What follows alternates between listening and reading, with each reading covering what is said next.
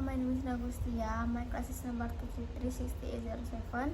My name is number 33220081. I want to presentation interpreting project 1. Part 1, audio 2.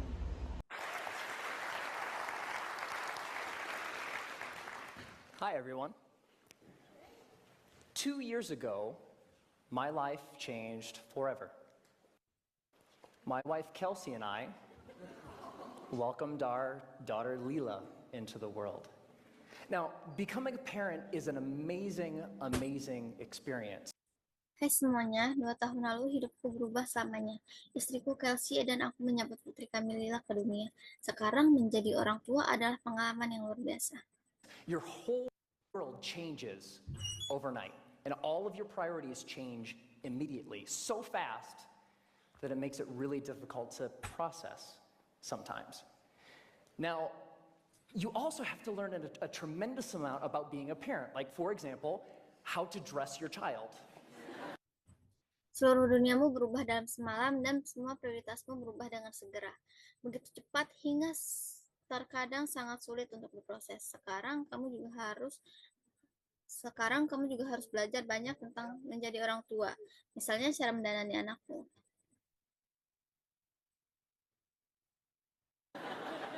This was new to me. This is an actual outfit. I thought this was a good idea. And even Lila knows that it's not a good idea. So there was so much to learn and so much craziness all at once. And to add to the craziness, Kelsey and I both work from home. We're entrepreneurs. We run our own businesses. Ini baru bagiku, ini pakaian sungguhan. Kupikir ini ide yang bagus dan bahkan Lila tahu itu bukan ide yang bagus.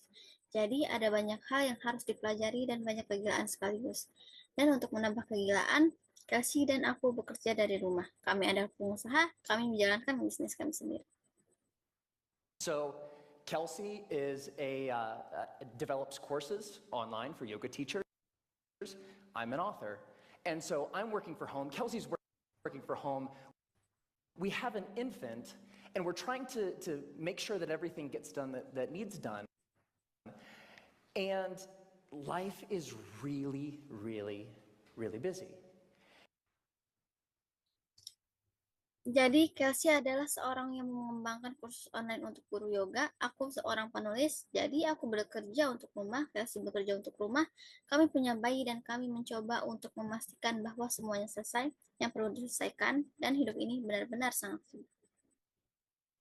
And a couple weeks into this amazing experience, when the sleep deprivation really kicked in, like around week 8, I had this thought. And it was the same thought that parents across the ages internationally, everybody has had this thought, which is, I am never going to have free time ever again. Beberapa minggu dalam pengalaman yang luar biasa ini, ketika kurang tidur benar-benar terjadi. Sekitar minggu ke-8, aku punya pikiran ini dan itu adalah pikiran yang sama yang dimiliki orang tua di seluruh dunia. Semua orang memiliki pikiran ini, yaitu saya tidak akan pernah memiliki waktu ulang lagi. And somebody said it's true. Yeah, it's not exactly true, but it feels really, really true in that moment. And this was really disconcerting to me because one of the things that I enjoy anything else is learning new things. Getting curious about something and diving in and fiddling around and learning through trial and error and eventually becoming pretty good at something. Dan ini adalah seseorang yang mengatakan itu benar, yaitu tidak sepenuhnya benar, tapi terasa sangat-sangat benar pada saat itu. Dan ini benar-benar membingungkan bagi saya, karena salah satu hal yang saya nikmati lebih dari apapun adalah mempelajari hal-hal baru, menjadi ingin tahu tentang sesuatu, dan menyelami dan mengutak-atik, dan belajar melalui coba-coba, dan akhirnya menjadi cukup baik pada sesuatu. Without this free time, I didn't know how I was ever going to do that ever again. And so I'm a big geek. I want to keep learning things. I want to keep growing. And so what I decided to do was go to the library and go to the bookstore and look at what research says about how we learn and how we learn quickly. And I read a bunch of books, I read a bunch of websites, and trying to answer this question, how long does it take to acquire a new skill? You know what I found? 10,000 hours. Dan belajar melalui coba-coba dan akhirnya menjadi cukup baik pada sesuatu dan tanpa waktu luang ini saya tidak tahu bagaimana saya akan melakukannya lagi. Dan jadi saya seorang geek besar, saya ingin terus mempelajari hal-hal yang ingin saya terus kembangkan. Dan jadi apa yang saya putuskan untuk lakukan adalah pergi ke perpustakaan dan pergi ke toko buku dan melihat apa yang dilakukan penelitian dan melihat apa yang dikatakan penelitian tentang bagaimana kita belajar dan bagaimana kita belajar dengan cepat. Dan saya membaca banyak buku, saya membaca banyak situs web, dan mencoba menjawab pertanyaan ini. Berapa lama waktu yang dibutuhkan untuk memperoleh keterampilan baru? Anda tahu apa yang saya temukan? 10.000 jam. Anybody ever heard this? 10,000, it takes 10,000 hours. If you want to learn something new, if you want to be good at it, it's going to take 10,000 hours to get there. And I read this in book after book and website after website, and my mental experience of reading all of this stuff was like, no!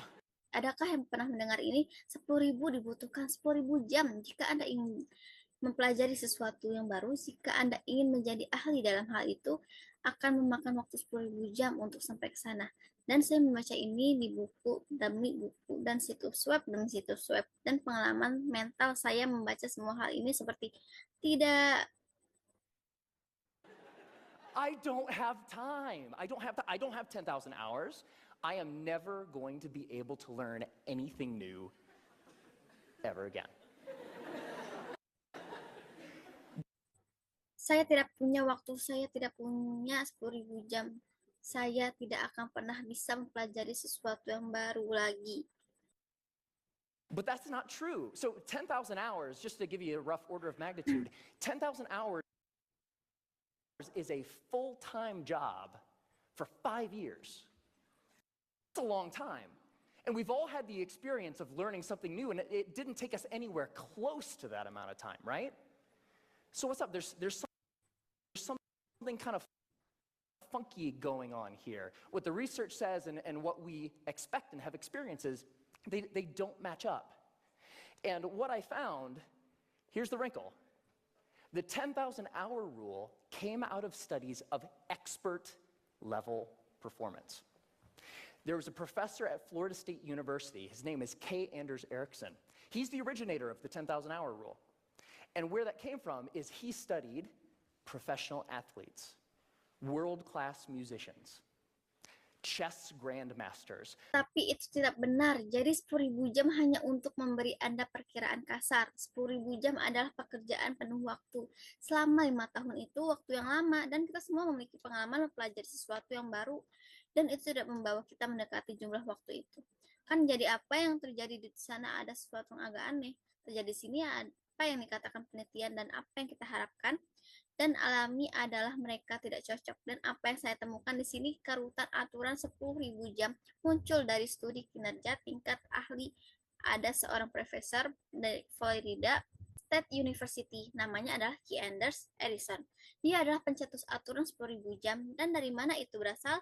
Dia mempelajari atlet profesional musisi kelas dunia, catur grandmaster. All of these ultra-competitive folks in ultra high-performing fields, and he tried to figure out how long does it take to get to the top of those kinds of fields. And what he found is the more deliberate practice, the more time that those individuals spent practicing the elements, whatever it is that they do, the more time you spend, the better you get. And the folks at the tippy top of their fields put in around 10,000 hours of practice. Semua orang yang sangat kompetitif di bidang berkinerja sangat tinggi, dan dia mencoba mencari tahu berapa lama waktu yang dibutuhkan untuk mencapai puncak. Bidang semacam itu dan apa yang ditemukan adalah latihan yang lebih disengaja. Semakin banyak waktu yang dihabiskan orang-orang itu untuk berlatih elemen apapun yang mereka lakukan, semakin banyak waktu yang Anda yang Anda habiskan. Semakin baik Anda dapatkan dan orang-orang di puncak bidang mereka melakukan sekitar 10.000 jam latihan. Now, we're talking about the game of telephone a little bit earlier. Here's what happened. An author by the name of Malcolm Gladwell wrote a book in 2007 called Outliers, the Story of Success. And the centerpiece of that book was the 10,000 hour rule. Practice a lot, practice well, and you will do extremely well. You reach the top of your field. So the message, what Dr. Erickson was actually saying is, it takes 10,000 hours to get to the top of an ultra-competitive field in a very narrow subject. That's what that means. But here's what happened. Ever since Outliers came out, immediately came out, reached the top of the bestseller list, stayed there for 3 solid months. All of a sudden, the 10,000 hour rule was everywhere. Sekarang kita berbicara tentang permainan telepon sedikit lebih awal. Inilah yang terjadi. Seorang penulis bernama Malcolm Gladwell menulis sebuah buku pada tahun 2007 yang disebut Outliers, Kisah Sukses, dan inti dari buku itu adalah aturan 10.000 jam berlatih. Banyak berlatih dengan baik, dan Anda akan melakukannya dengan sangat baik. Anda mencapai puncak bidang Anda, jadi pesan apa yang sebenarnya dikatakan Dr. Harrison adalah dibutuhkan 10.000 jam untuk mencapai puncak bidang yang sangat kompetitif dalam subjek yang sangat sempit. Itulah artinya, tetapi inilah yang terjadi sejak Outlier keluar, segera keluar, mencapai puncak daftar buku, terlaris bertahan di sana selama 3 bulan penuh, tiba-tiba aturan 10.000 jam ada di mana-mana. And a society-wide game of telephone started to be played. So this message, it takes 10,000 hours to reach the top of an ultra-competitive field, became, it takes 10,000 hours to become an expert at something, which became, it takes 10,000 hours to become good at something, which became, it takes 10,000 hours to learn something. But that last statement, it takes 10,000 hours to learn something, it's not true. It's not true. So, what the research actually says, if I spend a lot of time here at the CSU library in the cognitive psychology stacks, because I'm a geek. And when you actually look at the studies of skill acquisition, you see over and over and over a graph like this. Now, researchers, whether they're studying a motor skill, something you do physically, or a mental skill, they like to study things that they can time, because you can quantify that, right? So they'll give research participants a little task, something that requires physical arrangement or something that requires learning a little mental trick, and they'll time how long a participant takes to complete the skill. And here's what this graph says. Dan permainan telepon di seluruh masyarakat mulai dimainkan sehingga pesan ini dibutuhkan 10.000 jam untuk mencapai puncak bidang yang sangat kompetitif, menjadi dibutuhkan 10.000 jam untuk menjadi ahli dalam sesuatu, tetapi pernyataan terakhir dibutuhkan 10.000 jam untuk mempelajari sesuatu. Itu tidak benar. Jadi apa sebenarnya katakan penelitian jika saya menghabiskan banyak waktu di sini di perpustakaan CSU dan psikologi kognitif STX karena saya seorang geek, dan ketika Anda benar-benar melihat studi tentang perolehan keterampilan, Anda melihat berulang-ulang grafik seperti ini. Sekarang para peneliti, apakah mereka mempelajari keterampilan motorik, sesuatu yang Anda lakukan secara fisik atau keterampilan mental. Mereka suka mempelajari hal-hal yang dapat mereka ukur waktunya. Karena Anda dapat mengukurnya dengan benar, sehingga mereka akan memberi peserta penelitian tugas kecil dan sesuatu yang membutuhkan belajar sedikit trik mental, dan mereka akan menghitung berapa lama waktu yang dibutuhkan peserta untuk menyelesaikan keterampilan. And next video, part 2 is audio 1. For almost a decade, scientists chased the source of a deadly new virus through China's tallest mountains and most isolated caverns. They finally found it here, in the bats of Shitao Cave. The virus in question was a coronavirus that caused an epidemic of severe acute respiratory syndrome, or SARS, in 2003. Selama hampir 1 dekade, ilmuwan mencari sumber virus baru yang mematikan hingga ke gunung tertinggi dan gua terpencil di China. Akhirnya mereka menemukannya di sini. Pada kelelawar di Gua Sitou, virus itu adalah virus corona yang menyebabkan wabah sindrom pernapasan akut parah atau SARS pada tahun 2003. Coronaviruses are a group of viruses covered in little protein spikes that look like a crown, or corona in Latin. There are hundreds of known coronaviruses. 7 of them infect humans and can cause disease.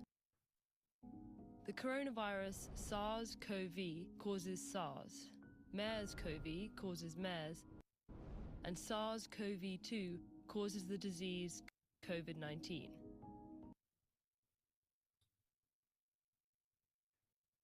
Virus corona adalah sekelompok virus yang diliputi oleh protein berbentuk duri dan terlihat seperti mahkota atau corona dalam bahasa Latin.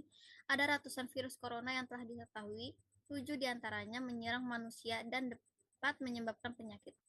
Virus corona SARS atau CoV memicu SARS, MERS, CoV menyebabkan MERS, dan SARS-CoV-2 menyebabkan COVID-19. Of the 7 human coronaviruses, 4 throat.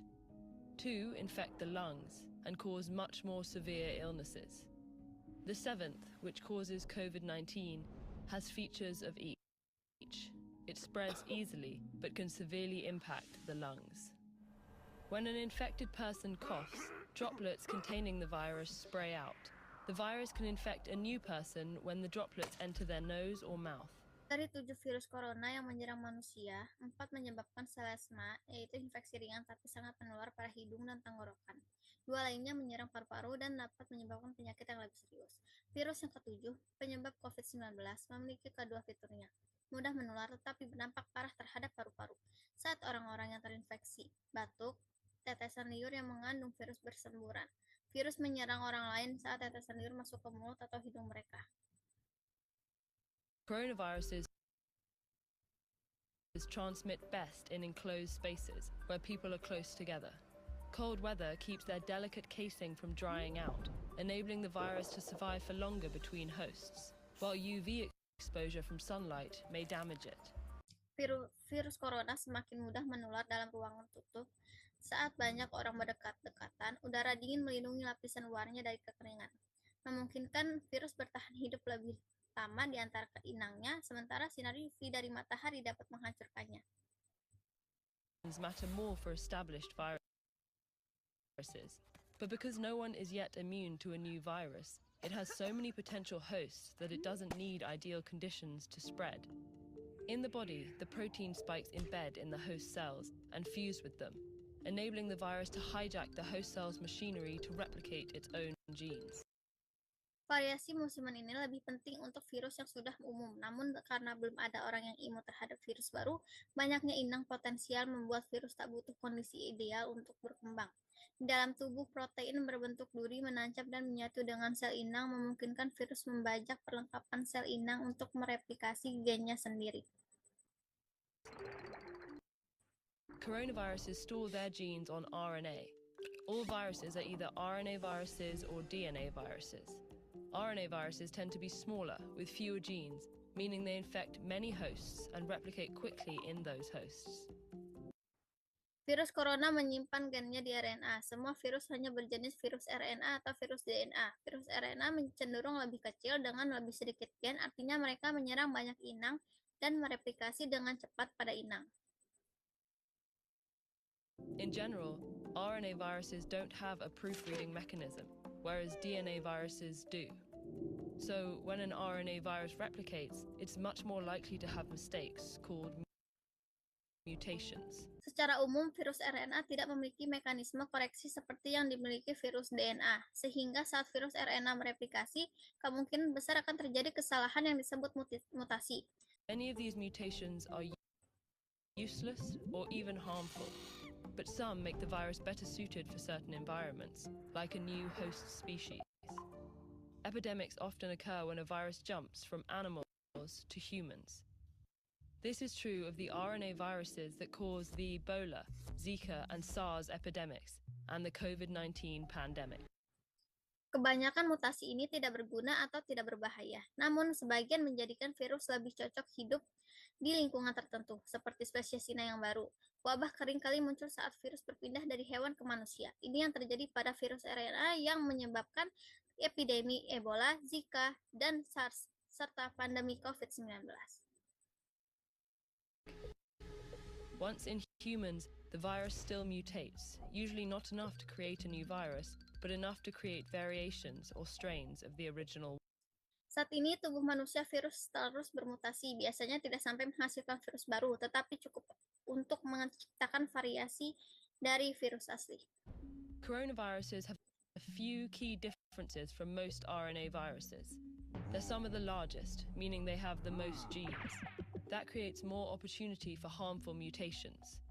To counteract this risk, coronaviruses have a unique feature, an enzyme that checks for replication errors and corrects mistakes.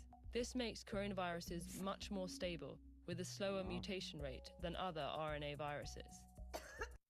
While this may sound formidable, the slow mutation rate is actually a promising sign when it comes to disarming them.